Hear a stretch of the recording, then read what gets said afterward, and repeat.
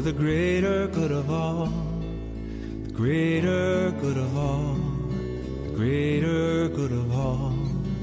I am here for the greater good of all, the greater good of all. You are here for the greater good of all, the greater good of all, the greater good of all.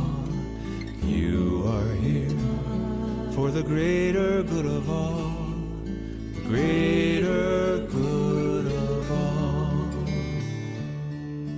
We are here for the greater good of all, the greater good of all, the greater good of all. We are here for the greater good of all, the greater good of all.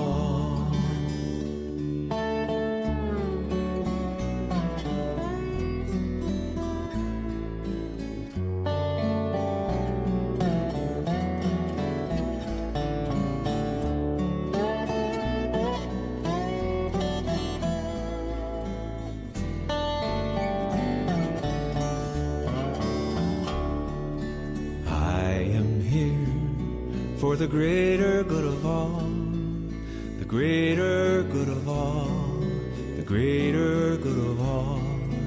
I am here for the greater good of all, the greater good of all. You are here for the greater good of all, the greater good of all, greater good of all. You are here for the greater good of all, the greater good of all. We are here for the greater good of all, greater good of all, greater good of all. We are here for the greater good of all, the greater good of all. Greater good of all, greater good of all.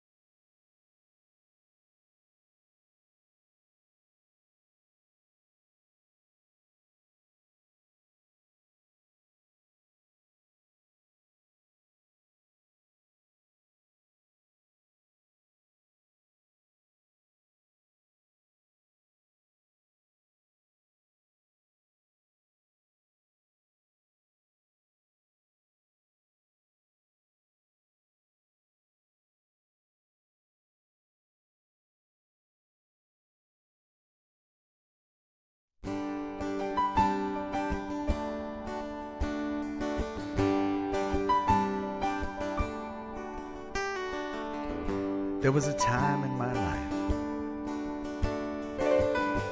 when I had blurred vision. I wasn't finding peace anywhere, and I certainly wasn't finding truth in religion.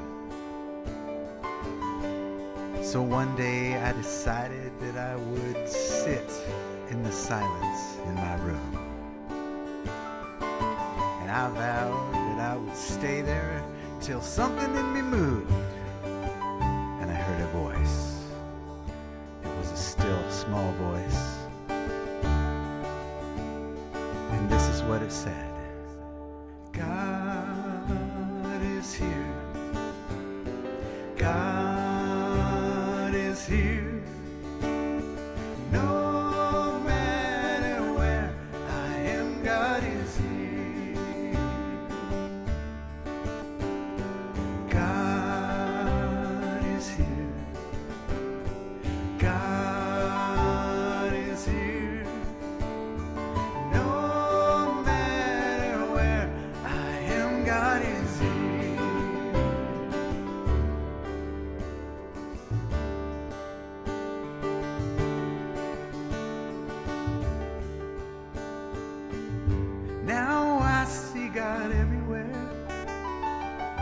little more each day. I see God in the flowers and in the bills that I choose to pay. I'm feeling God in my breath, spoken with each word. Oh, I'm feeling God breathe His life into me. Let God's love be affirmed.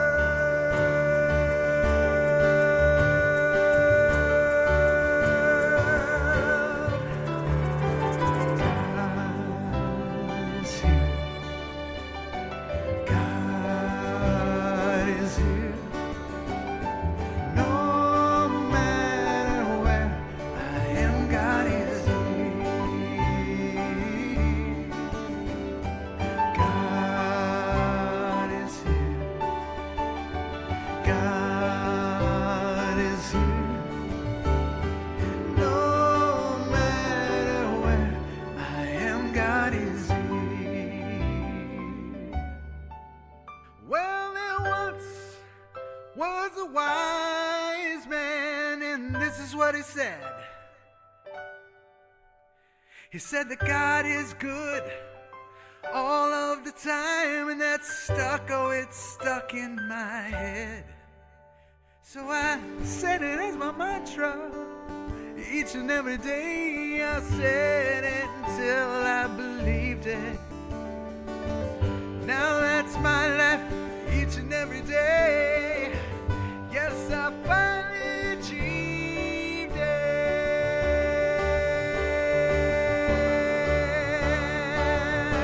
Sing it with me now.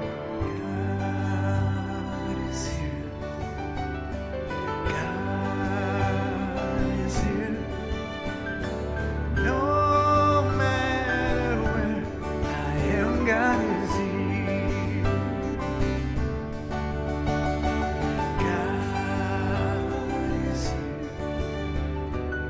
God is here.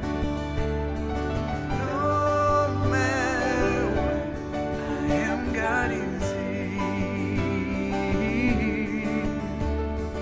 God is here.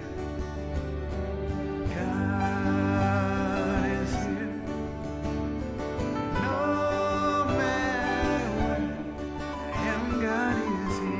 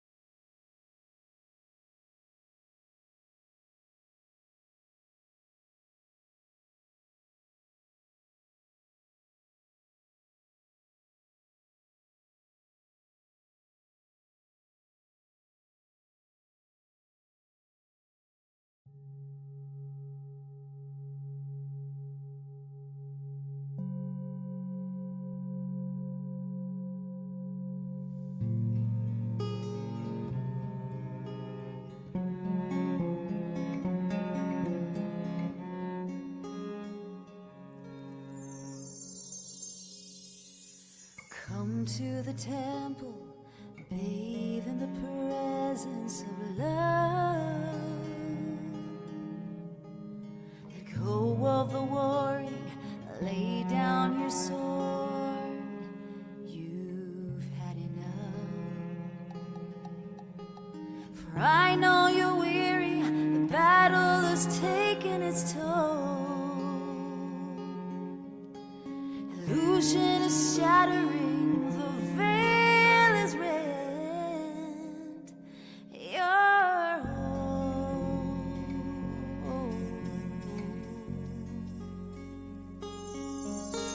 So come to the fire and lay down the shame of the past. The blaze purifying, revealing your gold at last. For you hold the keys now and lock walking your shackles and chains. No longer a prisoner, you are now free and reclaimed. You're reclaimed. Surrender to my love.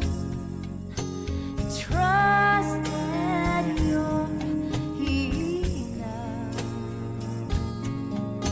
Allow yourself to breathe and remember, remember, remember, oh, remember, remember, remember who you are.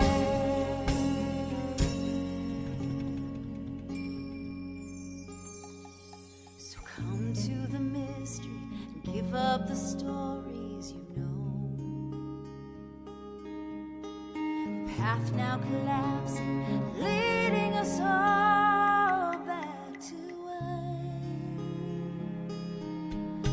No longer divided, fractals united in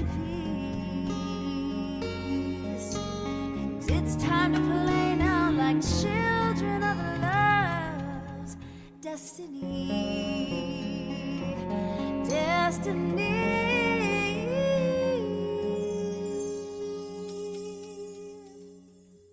Surrender to my love. Trust that you're enough.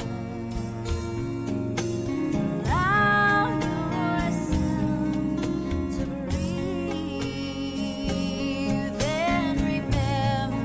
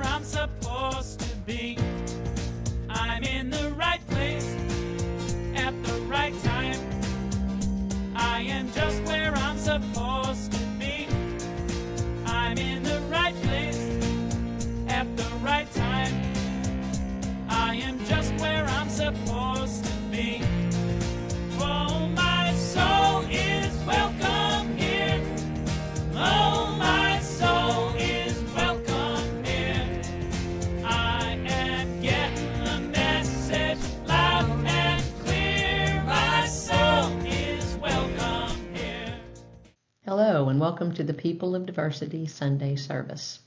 We are a multi-faith community and we believe there are many paths to one divinity. So if you would like to learn more about our multi-faith endeavors, go to www.peopleofdiversity.org and check us out. There'll be more messages, there'll be more information after the message. Here we go. Last week we heard from Leslie Zwick, speaking from a Jewish perspective, and her musical guest was Daniel Capel. Today will be our last presentation on healing from Wiccan Oracle and music from Brother Victor Morgado. Next week we begin our first service on fear. Dean Martineau, our Baha'i representative, will start us off with that, and Jan Salmon and Friends will be his accompaniment. Without further ado, we'll dive into this week's Perspective on Healing. Hi there, my name's Victor Morgado. The first song that I'm performing today for the People of Diversity podcast this week on the subject, on the theme of healing, is Fix You, a song by Coldplay. This was written by Chris Martin for Gwyneth Paltrow after her father passed away. And it's a song about guiding or helping or fixing someone through the darkest times in their lives. It speaks about healing after losing something or someone. It's a comforting song. Talks about hope when it feels like everything is lost, when there's failure, and then offering your ongoing and unconditional support in those times. So this song speaks definitely on the theme of healing, and is a wonderful and well-known song, and brings a lot of comfort to a lot of people. Here is Fix You by Coldplay.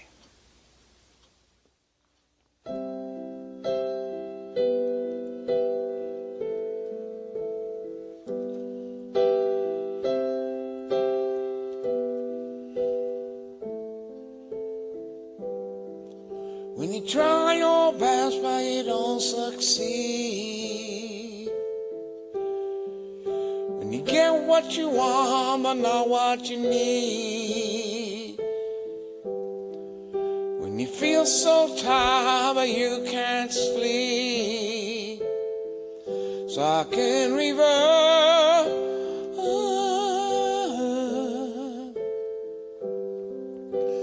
Tears come streaming down your face. When you lose something you can't replay. When you love someone but it goes two ways. Could it be worse?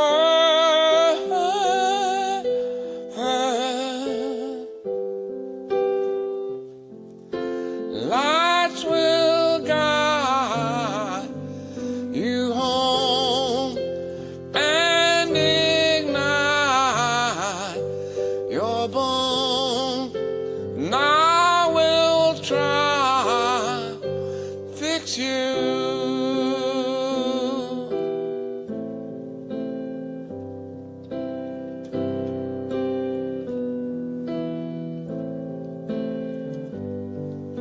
And high above or down below,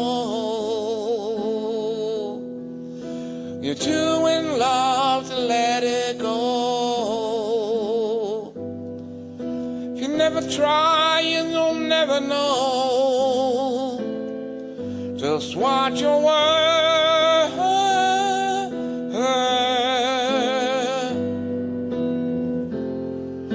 Lights will guide you home and ignite your bone. And I will try to fix you.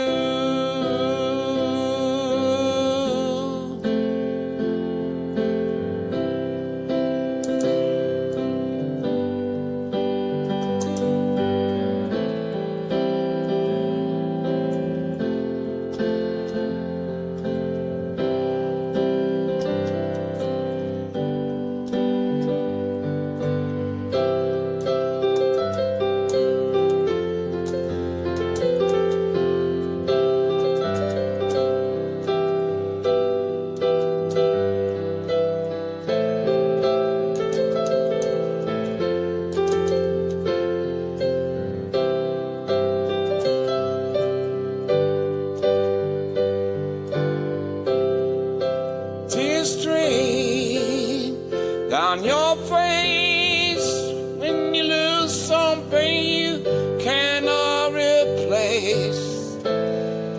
Tears stream down your face, and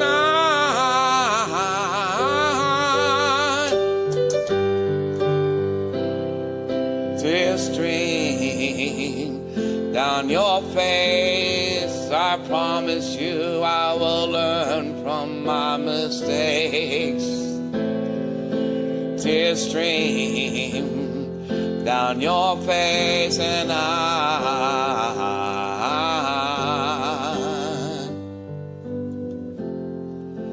lights will guide you home and ignite your bone. And I will try fix you.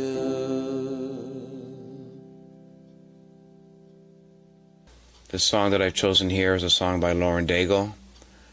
It's called Be Okay. It was actually written, inspired by a child with a terminal illness. And essentially, it's offering support and comfort during very difficult times. Letting people know that the pain is temporary and that eventually they will be okay. And it's okay not to be okay as well during those times, and that love will find you there when you need it, and that you'll be okay. You'll be all right, as Lauren Daigle sings in the song. And it's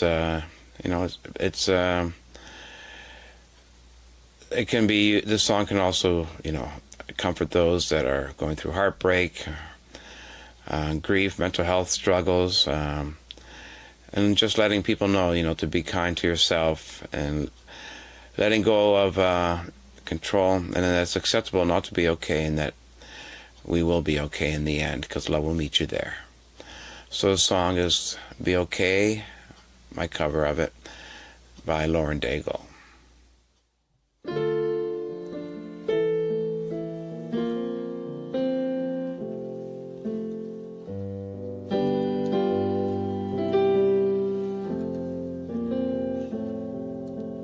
You're gonna be okay.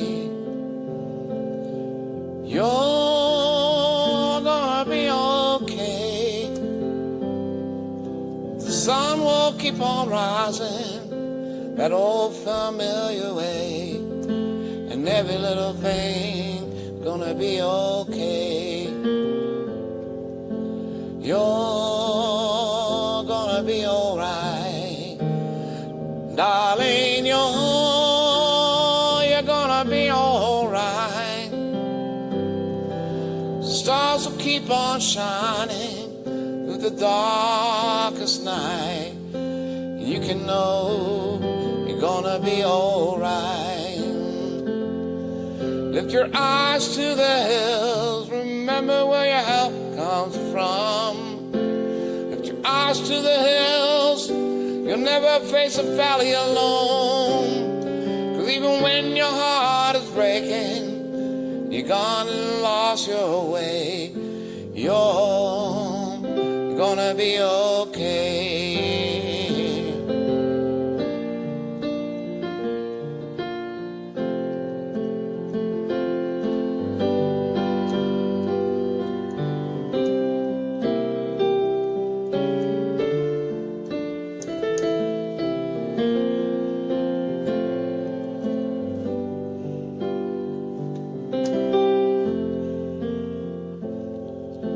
You're gonna be okay. I know that you're gonna be okay. Not a care in this whole world can take that truth away.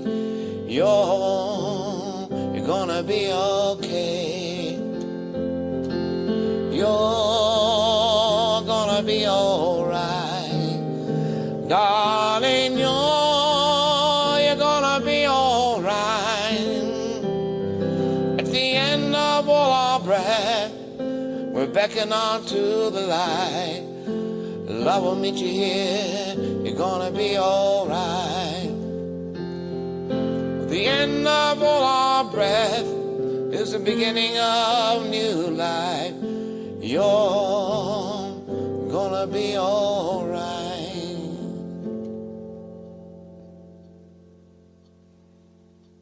Hi, good morning, everybody. My name is Oracle Hikatios. I want to thank Becky and Scott and People Diversity for hosting me. I want to thank Philip Lupo and his team for putting this together with everybody and with our musical guests. I'm really enjoying our topics of healing with our current speakers. And honestly, it's been so enlightening to listen to different perspectives on the topic. Just to introduce myself, if this is your first time listening in, I want to thank you for letting me into your living rooms, wherever you may be in your cars. I am Oracle. I am a witch, a high priest. That is, I'm Wiccan, and I'm also intersectionally multi-religious, meaning that I practice different things, but overall, I am a polytheist and a pagan and a witch. And just to let you know that what I speak from that perspective of witchcraft, it may or may not be shared by all witches, and that's okay. We frequently will debate around the cauldron into the midnight hour about many of these topics. So let us begin.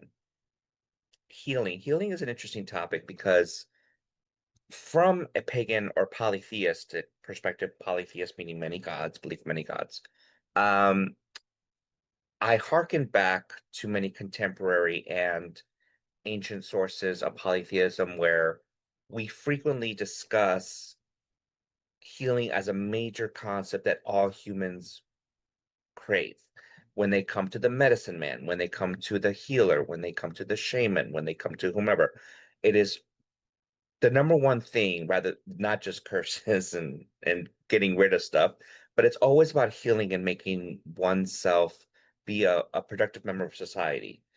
The reason why, and that's ultimately what healing is about. Healing as a physical and spiritual act is ultimately about reintegrating into society so you can be useful in some capacity. Because a member of a tribe that was maimed or deemed useless, and if there was no way to help them um, heal and repair their bones or their flesh or their tissue regeneration, or even to the point of warriors going for battle from the hunt that have killed and taking them through a purification process where they're spiritually healed and not just dealing with the trauma of, even if they came out unscathed, just spiritual healing for mental health and emotional health and well-being.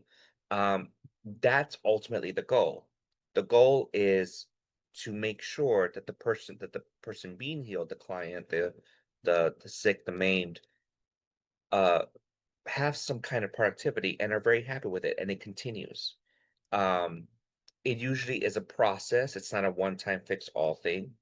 And many of our contemporary and ancient shamans and medicine people practice things that would be recognizable to modern doctors, modern history. So let's, for example, in ancient Greece, there was a god or a demigod who child of a deity who eventually was elevated to the status of godhood, named Asclepios. And you recognize Asclepios because his symbol, the rod with the serpent around it, is the medical symbol. Now, it's often confused with the caduceus, which is Hermes' wand. Hermes is the messenger of the gods. Hermes has the staff with two serpents going around it. And there was a mistake in the early 20th century, and the symbols got mixed up. But a lot of organizations are now dispensing with the caduceus, which is the one rod with two serpents, in favor of the one rod with the one snake going up, because that's the true medical symbol. Anyway, that should be the history out of the way. Asclepios is the son of Apollo, and he was born and either by a nymph or by a princess, and he was raised by the centaur, a half man, half horse, the mythic centaur Chiron. And Chiron taught Asclepios the healing arts, and he gave to Asclepios two jars of Gorgon blood that were from different sides of a Gorgon body, Gorgon, you may know, most famous one is Medusa. She had two other sisters. So one jar would completely kill somebody, and the other one would completely heal somebody. So it gave Asclepius the understanding that in medicine, one has the power to harm as well as the power to heal. And we understand this because in medicine, I have a medical background. When we are in medicine, those of us in the medical field or we're in the medical field, we are taught techniques on how to heal a process or how to get someone under treatments under medical supervision. However, to do these things causes harm. For example, we have to stab you with a needle in order for us to draw blood, in order for your blood work to go through.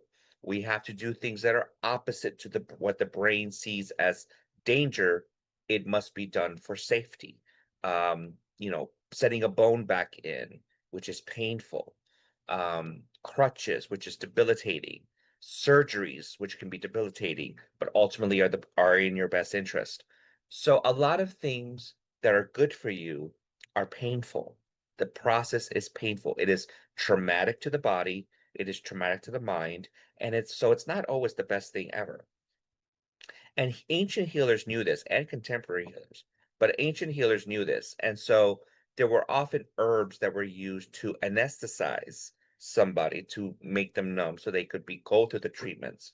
But ultimately, it was also a spiritual experience.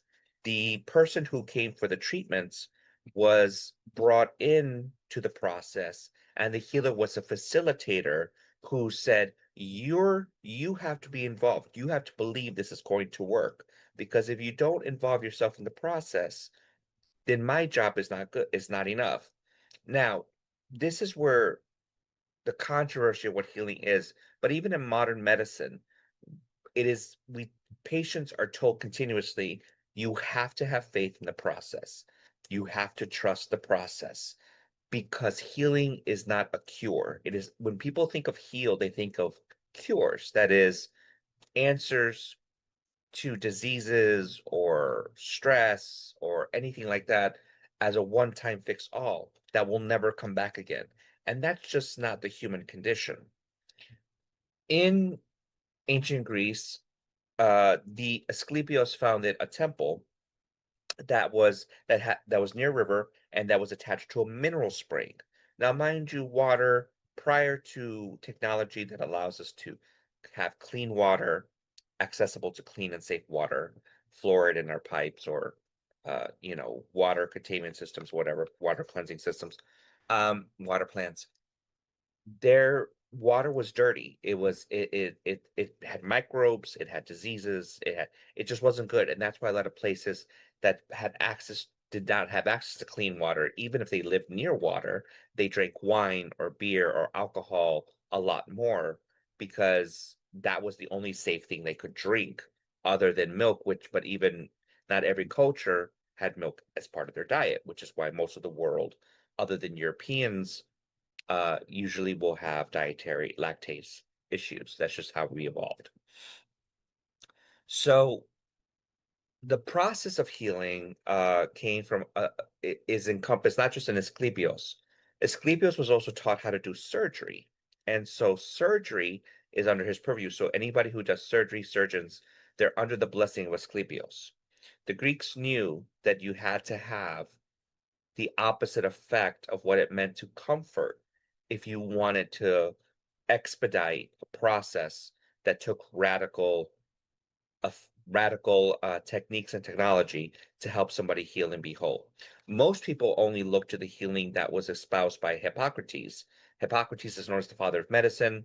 Many doctors, many people with white coats will take the Hippocratic Oath, the Oath of Hippocrates, which has been diluted over time because the ancient oath, you swore to Apollo that you would heal. Obviously, we don't have doctors today swearing to Apollo. Now, that would be something to see, wouldn't it? But it's a form, it's an adaptation of the original Hippocratic Oath. Hippocrates said, you need sunshine, exercise, good diets, and make sure you're balanced within your emotional, mental self. So it sounds simple. However, even that is a process. The ancient Greeks did not just use Hippocrates. Hippocrates said more about that. And under Asclepius, medicine was more advanced further and said, we need to cut open sometimes. We need to relieve the pus. We need to remove the trauma that has been done to the body and to alleviate the mind. And Asclepius introduced purification techniques in his temples. In the temples of Asclepius, called the Asclepiades, the Asclepions, you would bathe in the mineral spring, and this goes back to the water. You would bathe in the mineral spring, and you would purify your body through the minerals that were present in the spring itself. And it was cool and refreshing and healthy for you. And then you'd go through a process of continuous bathing and then going into the temple, and they were known as dream temples. The Asclepions were dream temples because Asclepius's gift when he ascended to godhood was not just that his priests would know how to heal somebody based on the dream they had. See, dreams for the ancient Greeks and for many societies mean something. They're always messages, even if it's just junk. And that's a different topic altogether, dreams. Be that as it may, a patient would come, they'd be purified in the water, they would be given a diet, they would lay down, and then they would have a dream about their ailment and be like, please tell me how to heal my ailment. And there'd be music playing, there'd be the brown rat snakes that be, yes, there were snakes. Snakes because they were sacred to Asclepius because they symbolized healing. They were a healing animal. So the getting rid of vermin and plague, from the rats. So they were seen as sacred animals to the priests of Asclepius. So there'd be, chanting, the person would be given specific herbs to help induce sleep, and then they would have a dream, and when they woke up, they would tell the doctor, the priest, they would say, look, I had a dream, this is what Asclepius said, this is what the spirit said, this is what came to me, and then the doctor, priest would interpret it, and then from there come up with a plan of treatment, a treatment plan. So it invited the person's conscious, it invited the person's spiritual direction. The priest wasn't there to mediate between them and the dream. The dream came to them. The priest's job was just to interpret it to say, okay, according to this and based on your symptoms, we have to go this way.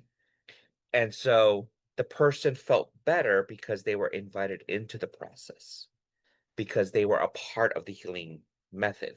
And like I said, even today, doctors will say, you have to trust the process. You have to trust the meds. Let's do this, let's do that. It's a wow. Medicine is something that's always been practiced. It's both a science and an art.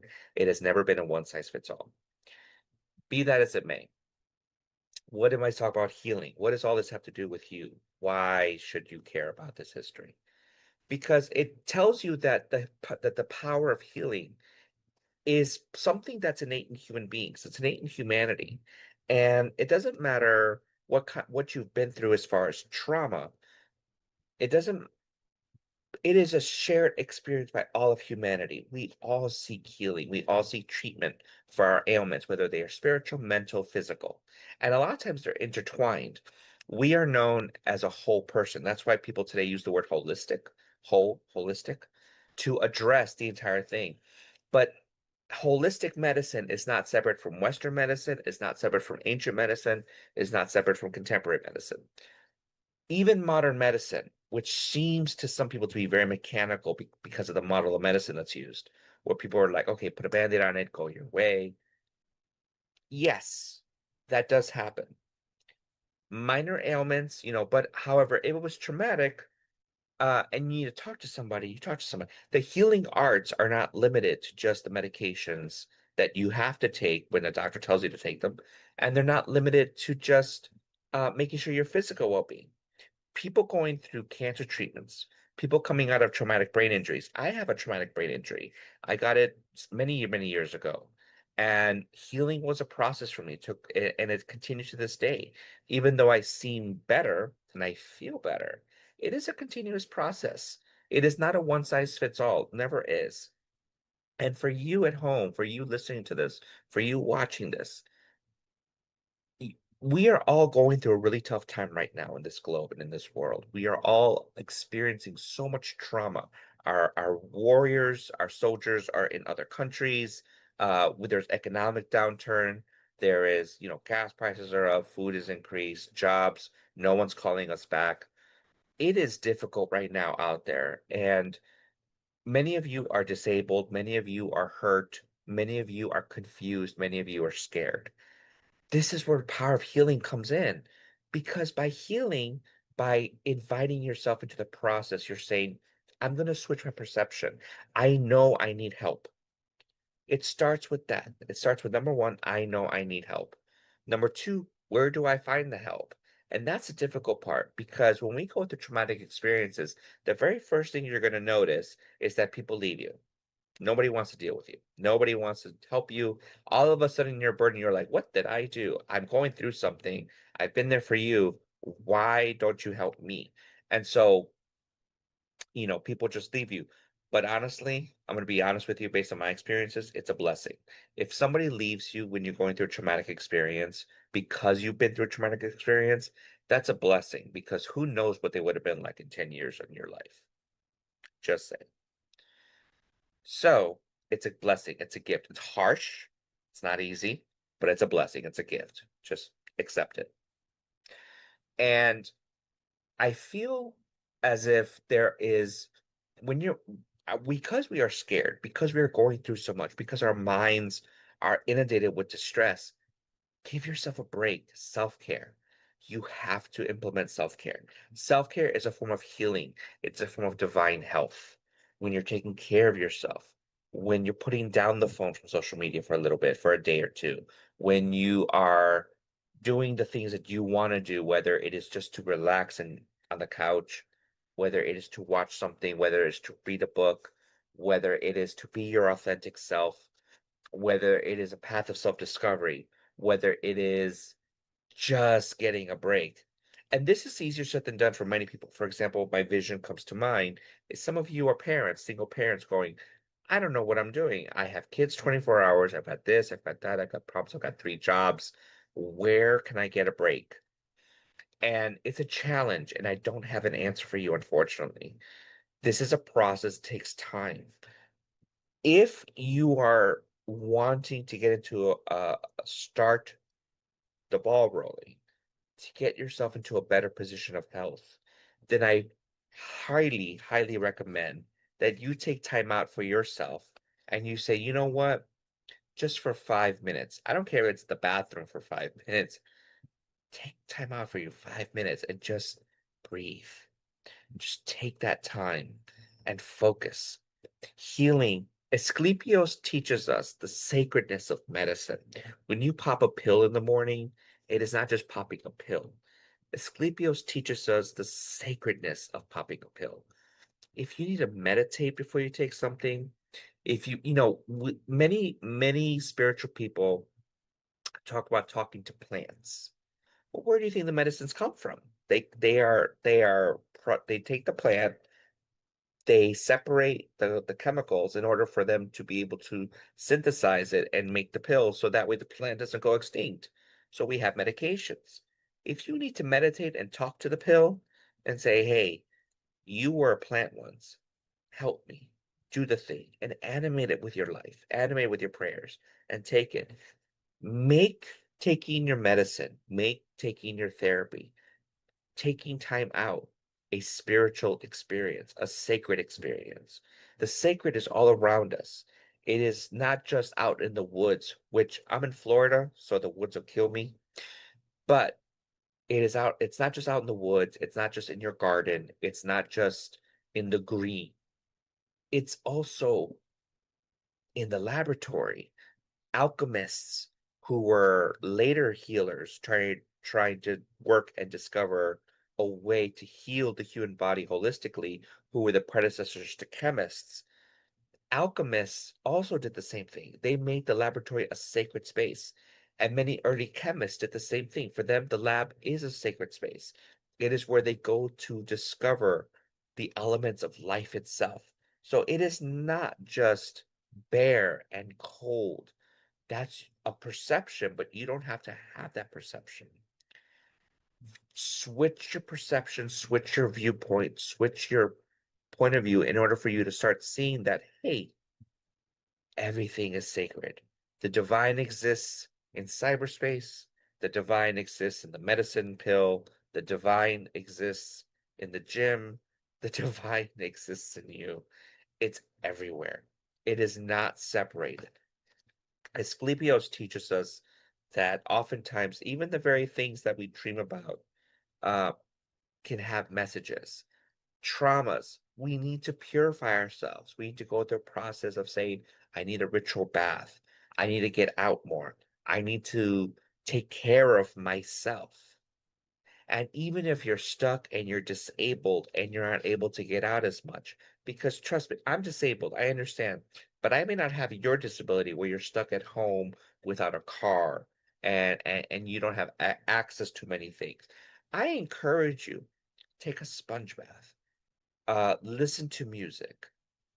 It's not, sometimes it's very horrifying to be alone and be in that silence 24 hours, especially when you don't have friends. But that's when you can also use your social media and say, hey, who wants to FaceTime? Hey, who wants to talk? We don't just have to text. We can use technology to our advantage. But if you're being distressed by the technology, then put it down for a day or two. Give yourself a break. From the perspective of polytheism and the perspective of witchcraft, because the divine is everywhere all at once, because the divine is in you and is in me, because we all have a spark of life, the vital force of the cosmos that dwells within, we can go forward and we can say, hey, I am here to be alive. You will be alive, live your life. And the most difficult part, especially if you're disabled, because anybody who's not disabled, I call temporarily abled, because we're all just an accident away from being disabled. And so the accessibility of when you're disabled is much more difficult in a world that caters to able-bodied people. But I encourage everyone to come together in community, because one of the things about healing too holistically is connections, right? Connections. So we have connections in order for us to feed our mental health and feed our emotional health. So in summation, we have Asclepios, who teaches us the sacredness of medicine, the sacredness of treatments, sacredness of connections with community. And if you are disabled and you're having trouble with accessibility, difficulties with it, use technology wisely. If you are distressed, use technology wisely. Technology can be our bane or our friend, depending on how you use it. And with that, know that Asclepios and his daughters, from whom we get many different names. For example, we have Panacea is one of his daughters. Health is one of his daughters. Soundness is one of his daughters. All of these things are manifestations of health and what health feels like and looks like. Look at your diet. Yes, get the sunshine. Yes, get the AC. Yes, be comfortable. The whole point of healing is for you to be comfortable and have a good quality of life. That is the whole point. Heal, heal, heal. Mind, spirit, body. Heal, heal, heal. And be whole. I want to thank Becky and Scott for inviting me to be a speaker continuously. I want to thank Philip Lupo and his team. Once again, I want to thank our musical guest. Thank you for allowing me to be part of your home today. Thank you for letting me be part of your journey. I'm looking forward to it again in the future. And as we always say, merry meet, merry part, and merry meet again. Have a wonderful time. Goodbye.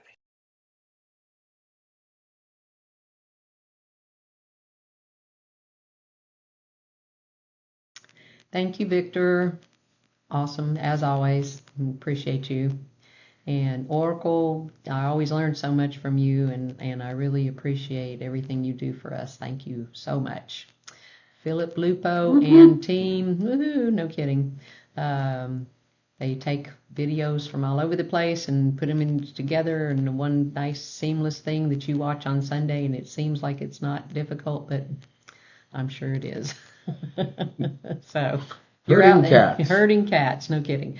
If you are out there in the world and you need this kind of work done, either live or virtual, contact PL Theatrical at the address below, and they will fix you up. Past services are available on the Facebook People of Diversity Facebook group, Facebook page, and the People of Diversity YouTube channel. Now, if you go to Facebook, you can see the last 2 or 3 services, but after that they nuke them.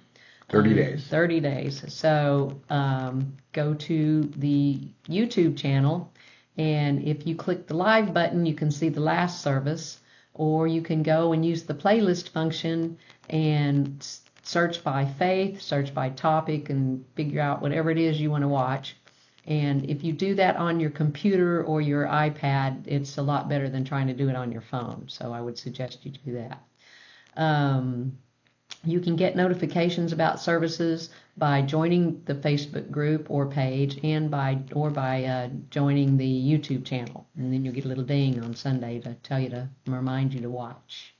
We have a second broadcast on Sunday evening at 5:45, and that is on Facebook Live. People of Diversity weekly newsletter. Becky puts this out weekly. There's all kinds of information, whatever's happening live, coming up, gives a synopsis of the last talk, and an opportunity to join Pod Plus and to just check out what might be going on behind the scenes.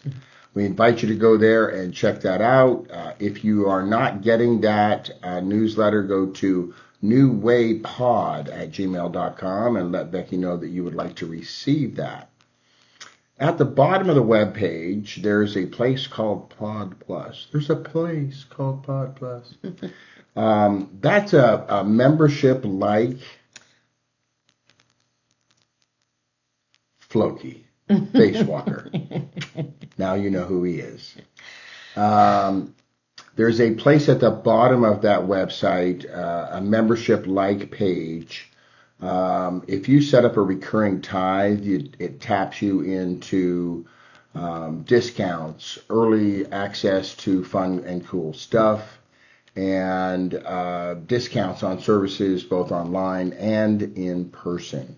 So we encourage you to do that. It would really be wonderful to have a budget that we could survive on and not have to wonder where next week's funds are coming from. So we encourage everyone to dive in there in any way possible, small or large. It does not matter. That's all I know. Okay. We do live events twice a month on the first and the last Monday of every month. We do them at the Unitarian Universalist Friendship Fellowship in Rockledge, Florida. So they are typically from 7 to 9 p.m. Tomorrow night, April 27th, I'm going to lead a Find Your Spirit Animal workshop. So, they're fun. And they are fun, yeah. The spirit animal idea is rooted in indigenous and shamanic circles, and it will just do a meditation to connect with your spirit animal, and then everybody will talk about what animal they got. And if you think, well, that's not going to happen for me, it always happens one way or the other. It's really cool. And a lot of fun. So, and it's something that you'll keep. You'll keep with you, your spirit animal. So that's Love Offering tomorrow night. Next Monday night, May 4th, Scott is leading a drum circle. So it's native drums, rattles, whatever kind of noisemakers you have. If you have native flutes and want to bring those, that's good too. And if you don't have anything or you've never done this before, we got plenty of extra instruments that you can borrow, and it's a lot of fun. It's very informal. We drum for a while, and then we chat, and then goodbye, and then we drum some more. So that will be Monday, May 4th from 7 to 9 at the Unitarian Universalist in Rockledge, and that is also Love Offering. May 18th, we got something really cool coming up May 18th. A lot of you probably know Kim Ballou. She's a Posy Award-winning artist, and she's a minister. And she will be in town at Cosmic Harmony doing a concert for us. So $20 suggested love offering, no one turned away. That will be 7 to 9 p.m. Cosmic Harmony is in Merritt Island. If you don't know the way, just Google it and it'll come right up. So Kim's great. She's been with us several times, and you'll really enjoy her. She's also going to be speaking at the Unity of Merritt Island on that next Sunday, so doing the service and the music for that. So Kim's in town. Come on out. If you or your business would like to sponsor one of our live events, we pay $50 rent every time we use the UU.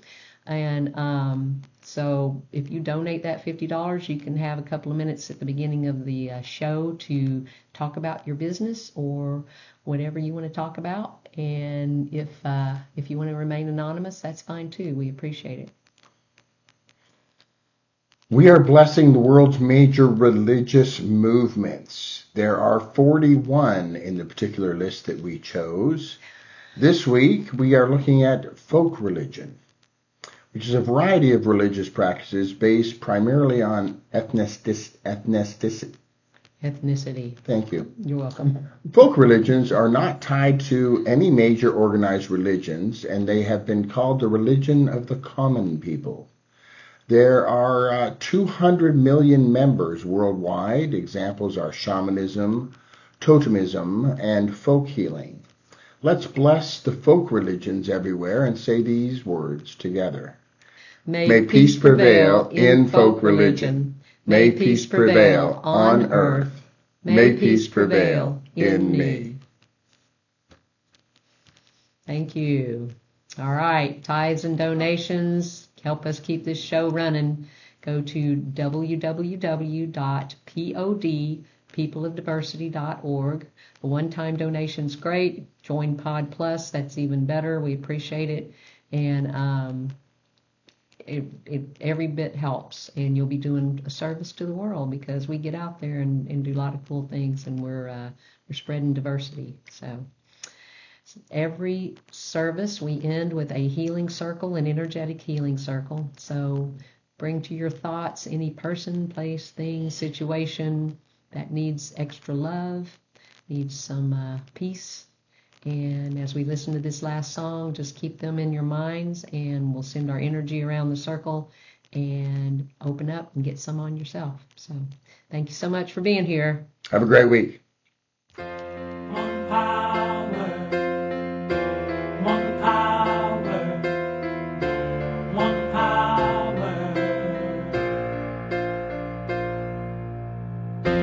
one power, one power, one power.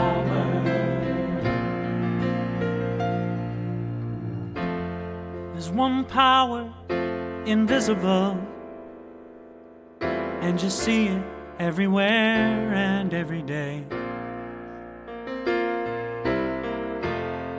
One power indescribable, and you speak of it with every word you say. Mysterious until you know the truth, as simple as the love inside of you. Call it God, call it Spirit, call it Jesus, call it Lord, call it Buddha, Baha'u'llah, angels' wings or heaven's door. But whatever name you give it, it's all one power, can't you see? It's the power of